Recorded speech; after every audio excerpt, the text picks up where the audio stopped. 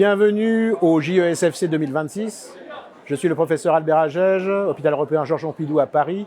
Je suis aujourd'hui avec le professeur Pamela Mosseri de Nice et nous allons aborder un sujet important qui est l'obstruction dans les CMH sarcomériques. Qui, comment et pourquoi. Et on va se limiter réellement aux cardiomyopathies hypertrophiques sarcomériques aujourd'hui.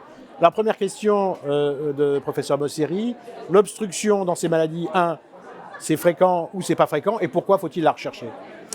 Merci Albert. L'obstruction, elle est assez fréquente puisque finalement au repos, 30% des patients avec une CMH sarcomérique sont obstructifs. Et quand on regarde avec une échographie d'effort ou des manœuvres de sensibilisation, on récupère 30% de plus de patients. Donc finalement, l'obstacle aujourd'hui, c'est plus de 60% des patients avec une CMH. Et l'intérêt, c'est qu'on a une prise en charge spécifique de l'obstacle qui est possible aujourd'hui. Donc c'est extrêmement important. Et puis surtout, l'obstacle, ça a un intérêt qui est pronostique. Il va y avoir plus d'événements cardiovasculaires, plus d'insuffisance cardiaque, plus de risques rythmiques chez les patients qui ont un obstacle dans un contexte de CMH sarcomérique. Très bien. Alors partons de 3 situations cliniques relativement simples au cabinet du cardiologue. Premier cas, c'est un patient, il a une CMH sarcomérique, je le suis depuis longtemps, il arrive, il est symptomatique, en stade 2 NYHA, je fais l'écho, il y a une obstruction, mettons 70 mm de mercure avec le Doppler. Bon, c'est fini, je peux envisager un traitement ?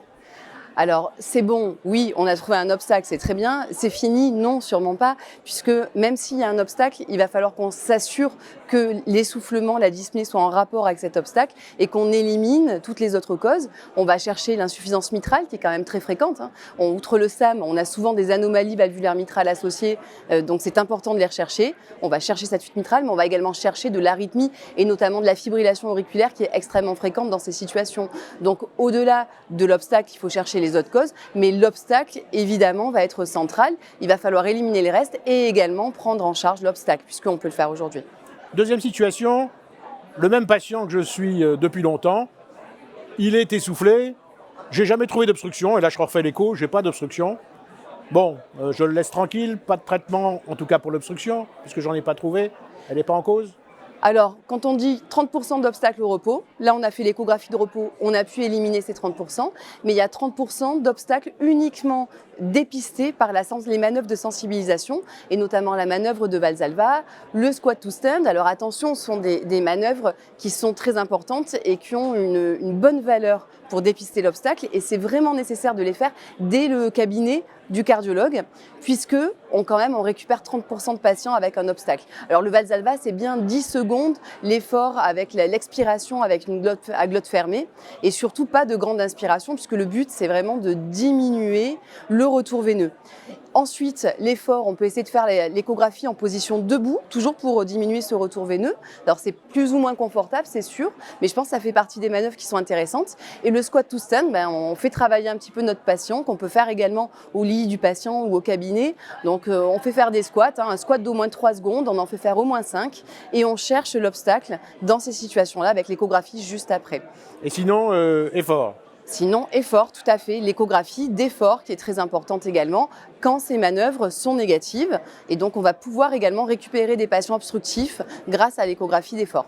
Très bien. Et maintenant, imaginons que ce même patient, il ait une obstruction, mais il ne soit pas du tout symptomatique.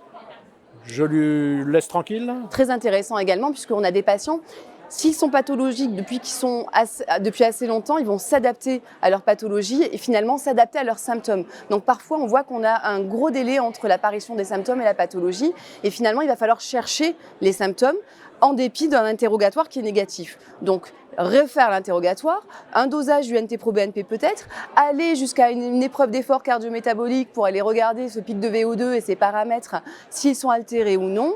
Et évidemment, l'épreuve d'effort me paraît importante dans ce contexte-là. Et donc, si j'objective une limitation ou des symptômes, une obstruction, je traite et j'ai des traitements efficaces aujourd'hui.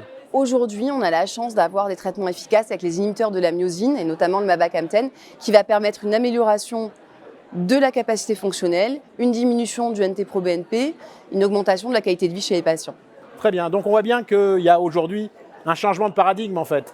Il faut traquer l'obstruction parce qu'on a des médicaments efficaces qui vont changer la vie des patients. Merci beaucoup Pamela. Merci Albert.